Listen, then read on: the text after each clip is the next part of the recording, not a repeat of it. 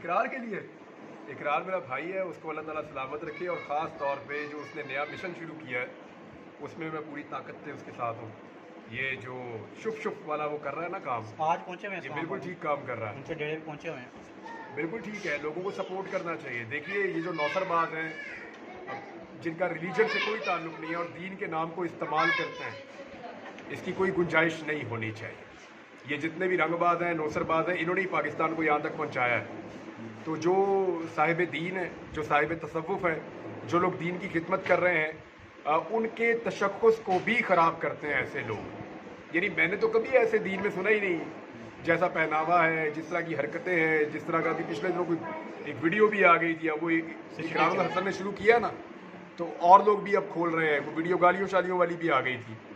تو یہ جہالت ہے اور اس کو رکنا چاہیے 100%۔ میں نے اقرار کو فون کر کے کہا تھا، میں نے کہا اس کو گھر چھوڑ دیا ہے، اور اقرار اس کو گھر چھوڑ کے آئے گا، مجھے پتا ہے انشاءاللہ۔ اللہ تعالیٰ اس کو سلامت رکھے۔ جو اس نے نیا مشن شروع کیا ہے اس میں پوری طاقت سے اس کے ساتھ ہوں۔ یہ جو شف شف والا وہ کر رہا ہے نا کام، آج پہنچے ہوئے ہیں یہ بالکل ٹھیک کام کر رہا ہے، ان سے ڈیڑھ پہنچے ہوئے ہیں۔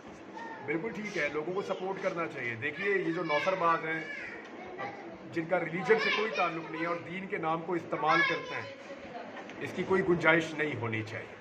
یہ جتنے بھی رنگ باز ہیں، نوسر باز ہیں، انہوں نے ہی پاکستان کو یہاں تک پہنچایا ہے۔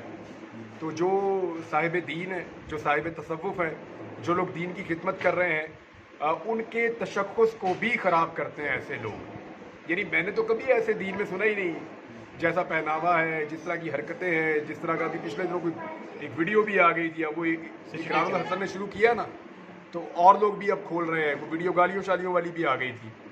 تو یہ جہالت ہے اور اس کو رکنا چاہیے 100%۔ میں نے اقرار کو فون کر کے کہا تھا، میں نے کہا اس کو گھر چھوڑ دیا ہے، اور اقرار اس کو گھر چھوڑ کے آئے گا، مجھے پتا ہے انشاءاللہ۔